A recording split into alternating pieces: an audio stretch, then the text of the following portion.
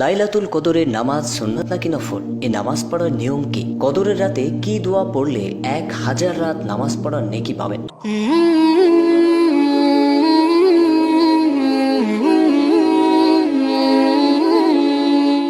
শান্তির পথ। আসসালামু আলাইকুম ওয়া রাহমাতুল্লাহি ওয়া বারাকাতুহু। চলুন জেনে নিই লাইলাতুল কদরের যে নামাজ আদায় করব এটি কি নামাজ, সুন্নাত নাকি নফল।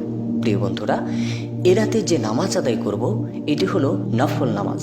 এই নামাজ পড়ার নিয়ম হলো সাধারণ নফল নামাজের নিয়মে দুরাকাত করে নফল নামাজ পড়া। নামাজের নিয়ত কিভাবে করব? প্রিয় বন্ধুরা, লাইলাতুল কদরের নামাজের নিয়ত বলছি, যারা আরবিতে পারেন আরবিটা শিখে নেবেন।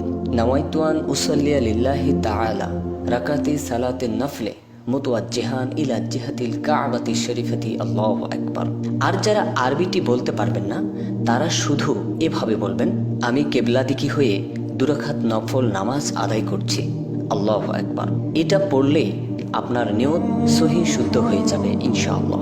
এই নামাজে আপনি কোন সূরা পড়বেন এ সম্পর্কে অনেকেই অনেক কথা বলে থাকেন, যা কোরআন এবং হাদিসের সাথে কোনো মিল নেই। এজন্য সূরা ফাতিহার সাথে আপনার জানা যে কোনো সূরা মেলালেই চলবে। বাজারে প্রচলিত কিছু বইতে 33 বার সূরা আল কদর, 33 বার সূরা ইখলাস, 7 বার সূরা ইখলাস, সূরা ফাতিহার পরে 3 বার সূরা ইখলাস ইত্যাদি উল্লেখ করে অহেতুক জটিলতা সৃষ্টি করা হয়েছে। এছাড়াও বলা হয়ে থাকে এই নামাজের প্রত্যেক রাকাতে সূরা ফাতিহার পর 1 বার সূরা কদর ও 3 বার সূরা ইখলাস পড়তে হয়। এগুলোর কোনো ভিত্তি নেই। এছাড়া কোরআন এবং হাদিসের কোনো নির্দেশনাও নেই।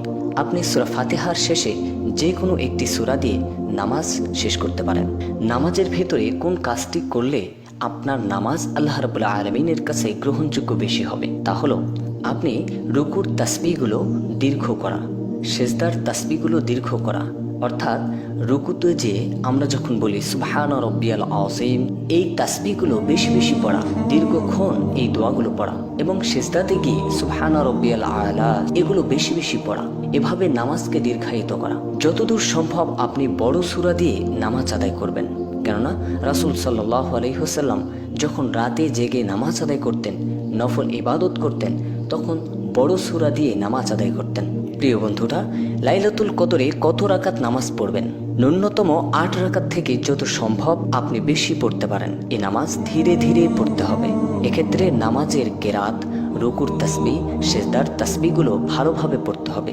অনেকেই বলেন 50 রাকাত, 100 রাকাত পড়তে হবে। তা নিয়ে আবার পরের দিন লোক সমাজে অনেক গল্প করে, আমি এত রাকাত পড়েছি। এগুলো করা যাবে না। কদরের রাতে কত রাকাত নামাজ পড়তে হবে তা কোরআন হাদিসে কোনো নির্দিষ্ট রাকাত সংখ্যা নেই। আপনি যত রাকাত ইচ্ছা পড়তে পারেন। সম্মানিত বন্ধুগণ, এছাড়াও লাইলাতুল কদরের রাতে আপনি কোরআন তেলাওয়াত করতে পারেন। এরাতে পবিত্র কোরআন নাজিল হয়েছে। মানব জাতির এই বিরাট নিয়ামতের কারণেই এ রাতের এত মর্যাদা ও ফজিলত। এই কোরআনকে ধারণ করলে মানুষ সম্মানিত হবে, দেশ ও জাতি মর্যাদাবান হবে, গোটা জাতির ভাগ্য বদলে যাবে। কাজেই এ রাতে অর্থ বুঝে বেশি বেশি কোরআন পড়তে হবে।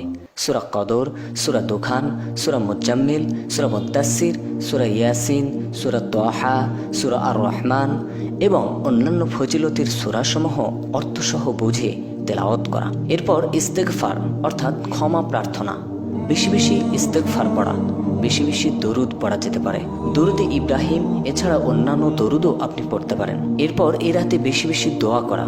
হযরত আয়েশা রাদিয়াল্লাহু তাআলা আনহা বলেন, আমি রাসূলুল্লাহ সাল্লাল্লাহু আলাইহি ওয়াসাল্লামকে বললাম, ইয়া রাসূলুল্লাহ, আমি যদি জানতে পারি লাইলাতুল কদরের রাতটি কোনটি, তাহলে আমি কি দোয়া করব?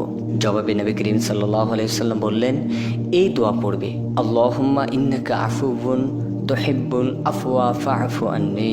অর্থাৎ, হে আল্লাহ, তুমি বড়ই মাফ করনেওয়ালা এবং বড়ই অনুগ্রহশীল, মাফ করে দেওয়াই তুমি পছন্দ করো, অতএব তুমি আমাদের গুনাহগুলো ক্ষমা করে দাও। সর্বশেষ মোনাজাত। মোনাজাতের মাধ্যমে বান্দার বন্দেগী ও আল্লাহর রুবুবিয়্যতের প্রকাশ ঘটে। বান্দা তার প্রভুর কাছে চায়, প্রভু এতে ভীষণ খুশি হন। মহান আল্লাহ তার বান্দার প্রতি এতটাই অনুগ্রহশীল যে তিনি তার কাছে না চাইলে অসন্তুষ্ট হন। যে আল্লাহর নিকট কিছু চায় না, আল্লাহ তার উপর রাগ করেন। তিরমিজি শরীফে এটি বর্ণিত হয়েছে। প্রিয় বন্ধুরা, তাই আসুন লাইলাতুল কদরের রাতে উপরোক্ত নিয়ম মেনে আমল করি, নামাজ আদায় করি, কোরআন তেলাওয়াত করি, জিকির আজকাল বিভিন্ন আমলের মাধ্যমে রাতটিকে কাটিয়ে দিই। আল্লাহ রাব্বুল আলামিন সবাইকে লাইলাতুল কদরের রাতে আমল করার তৌফিক দান করুন। প্রিয় বন্ধুরা, আজকের ভিডিওটি কেমন লেগেছে অবশ্যই কমেন্ট করে জানিয়ে দেবেন, আর ভালো লাগলে একটি লাইক এবং শেয়ার করে আপনার অন্যান্য বন্ধুদের জানার সুযোগ করে দেবেন। এতক্ষণ ধরে ভিডিওটি দেখার জন্য অনেক অনেক ধন্যবাদ। সবাই ভালো থাকবেন, সুস্থ থাকবেন। আল্লাহ হাফেজ।